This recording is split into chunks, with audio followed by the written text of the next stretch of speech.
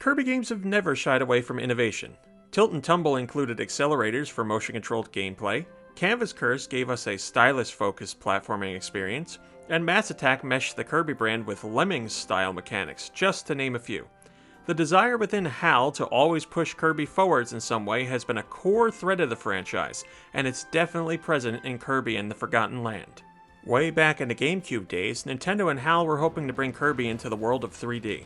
While the likes of Mario, Donkey Kong, and others had long since made the jump into the third dimension, Kirby was yet to make the big move. Unfortunately, the brains behind Kirby just couldn't hit the level of quality they wanted with their 3D Kirby efforts, so the GameCube adding was shelved indefinitely. Fast forward to 2022, and we still haven't seen Kirby make the leap to full 3D, but that's about to change. HAL has finally figured out a way to translate Kirby's iconic gameplay into 3D with Kirby and the Forgotten Land. A shift in viewpoints long in the making, Kirby and the Forgotten Land stands to be the biggest innovation Kirby has seen since the inception of the franchise. Having played through the entirety of the newly released demo for Kirby and the Forgotten Land, it certainly seems like Kirby's first 3D adventure is going to be well worth the wait. Right off the bat, the demo for Kirby and the Forgotten Land feels like something special. The way Kirby washes up on the shore of an unknown land, staring at the new adventure ahead of him, surely feels like a moment welcoming Kirby to the world of 3D. As the player, we get to take in the new feeling of guiding Kirby in 3D with some gorgeous, colorful visuals, but also a quiet background. There's no music playing as you explore the opening moments of a lush, overgrown forest. It's a short segment that ends with Kirby walking out into the open, greeted by the grand vista of a long-abandoned skyscraper, as well as the game's main theme. It's an absolutely beautiful opening, and one that appropriately recognizes the importance of this moment in Kirby's history. While the locations you visit might not be the vast expanses we've come to experience in most Mario games, Kirby and the Forgotten Land certainly gives us more 3D space to explore with Kirby than ever before. If you've played Super Mario 3D World, then you should have a great idea for what to expect from Forgotten Land. You'll wander into areas that allow for a bit of open exploration, with secrets hiding behind walls and just out of sight, and then stumble upon spots that are locked with a bit more straightforward or side-to-side movement. While commonplace for other Nintendo franchises in this day and age, getting to enjoy a Kirby game with this level of freedom feels borderline unbelievable.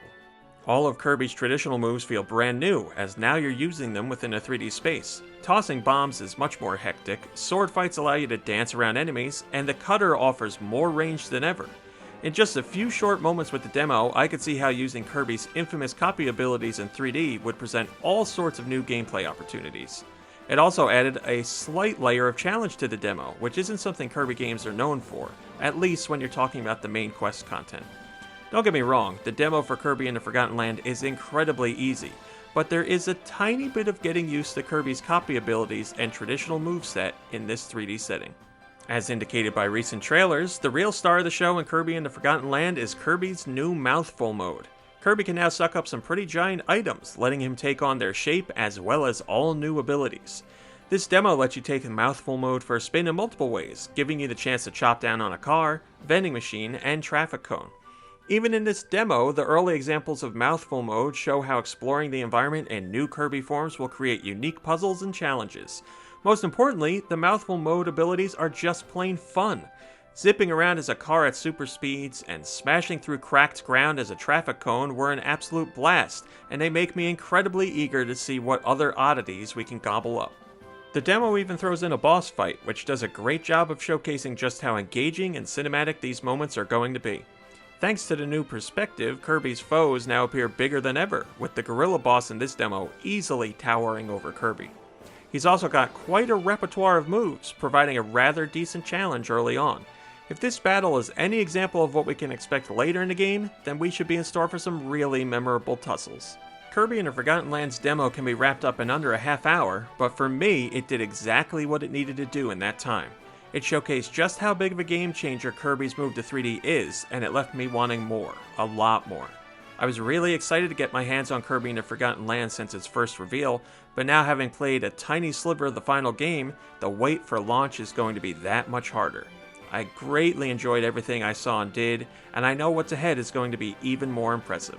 If you've never played a Kirby game, or you've been on the fence with Kirby and the Forgotten Land, this demo is the perfect way to either ease you in or assuage your fears. It's free, it's live right now, and it's a wonderful way to spend 30 minutes. Hop on the Switch eShop right now and grab it.